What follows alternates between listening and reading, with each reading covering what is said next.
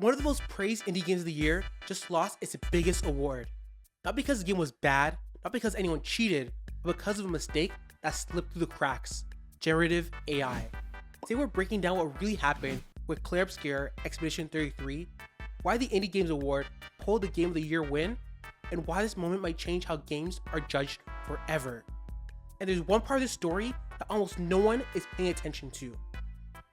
But before any of that, I just want to say that if you find this video enjoyable and informative at any point, please leave a comment below and like and subscribe. I'm trying to hit 50 subscribers before the end of the year. When the Indie Game Awards rolled around, Clear Obscure Expedition 33 didn't just get nominated, it dominated. Game of the Year, Best Debut Game. For a small studio, that level of recognition is huge. It's the kind of moment developers dream about. Proof that all those long nights and risky decisions actually meant something.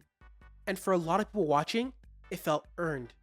The game had momentum, strong critical praise, and a fan base that truly believed in it. But when everything looked good and everyone was celebrating, everything changed. The Game Awards announced that Clear Obscure Expedition 33 was no longer eligible, and that the Game of the Year and Debut Game of the Year awards were officially stripped. It shocked a lot of people. Usually when something like that happens, there's a long build-up or public back and forth, but that wasn't the case. It was just a short statement and a sudden reversal that caught almost everyone off guard.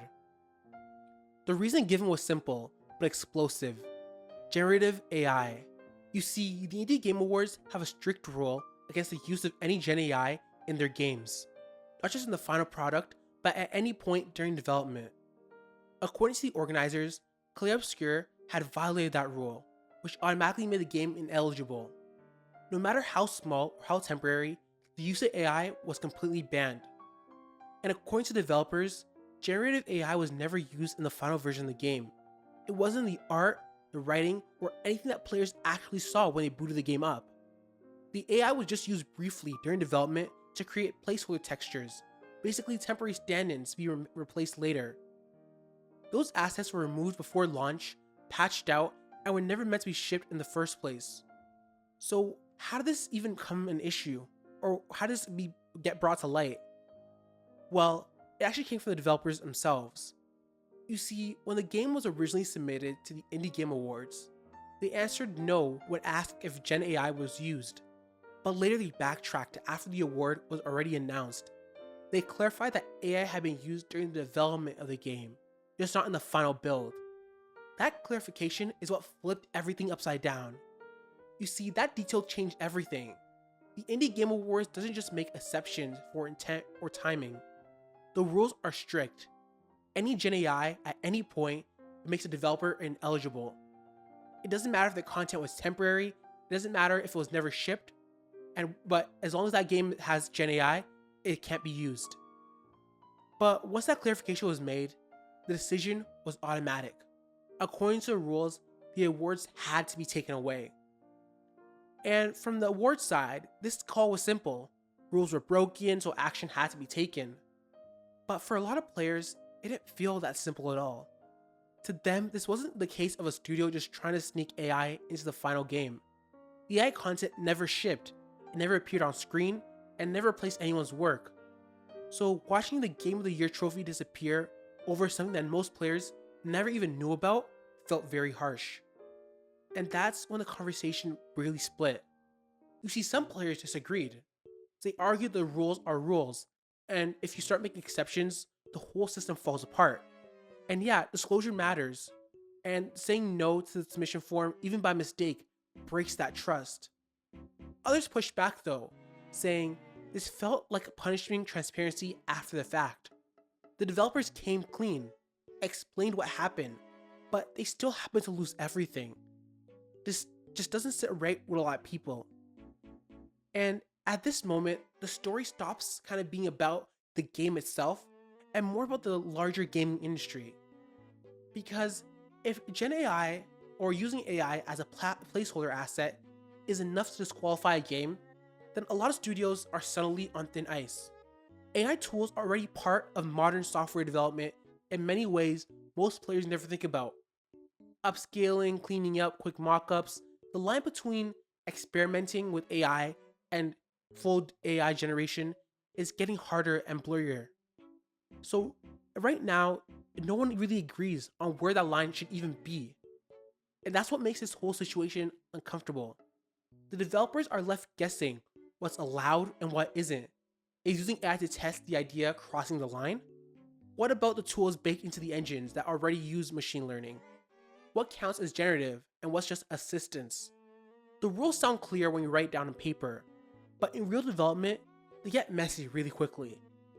And for indie studios, this can hit them especially hard. You see, game awards aren't just about bragging rights. They help with funding, hiring, and visibility. One award can change the future of a small team overnight. So when a game of the year gets taken away publicly, it can send a message far beyond just one studio. It tells every developer watching that even if a small mishap happens, it can have massive consequences. But the developers, the way they handled the situation was pretty good.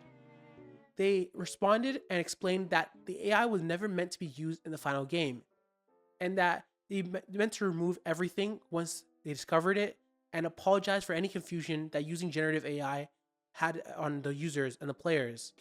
And they said they accepted the decision that was made by the Indie Game Awards. But by this point, the damage was already done.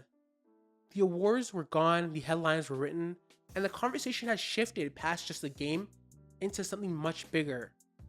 For a lot of players, the apology didn't change how they felt. Some felt that it was unnecessary in the first place for this to happen. Others felt that it didn't matter anymore. But what stuck wasn't just the explanation, it was the outcome. A game loved by many lost its biggest recognition, not because of what the game was itself, but because of how one tool was used behind the scenes. And that left a bad taste in a lot of people's mouths. But let's kind of talk about the awards themselves for a second. Awards only really mean something if people feel like it means something, and if developers feel safe and honest at the awards. When transparency leads to punishment, it sends the exact opposite message. It tells studios that staying quiet might be better and might be safer than speaking up. And that's just bad news for everyone. It's bad for players, it's bad for developers, and it's bad for the gaming industry as a whole. Because once honesty starts to feel risky, trust just completely falls apart. This moment can end up changing how awards work going forward.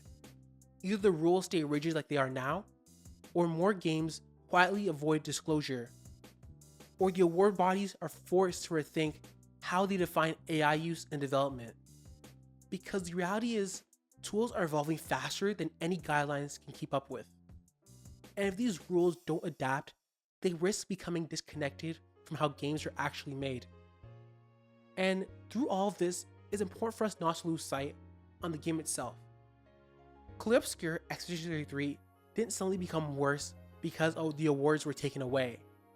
Players didn't just stop enjoying the game. The art in the game didn't disappear. The story didn't change. So whatever side you fall in this debate, the work the team put in is still there, and it still matters. The whole situation will probably be remembered less for the rules that were enforced and more for the questions it raised. Where do we draw the line with AI? How much does the intent matter? And what happens when the tools creators use move faster than the systems judging them? Clear Obscure Expedition 33 just happened to be the first high-profile case that exposes that tension, but it almost certainly won't be the last. At the end of the day, it wasn't about if the game was bad or if the studio was dishonest. It was about a system colliding with a changing industry. One side followed the rules exactly as they were written. The other side tried to be transparent and paid the price for it. But somewhere in the middle is a conversation that the industry hasn't fully figured out yet. One that's going to become louder as AI becomes harder to avoid. I hope you enjoyed this video, and if you want to see more of the effects from AI from the point of view of a developer, watch this next video on your screen.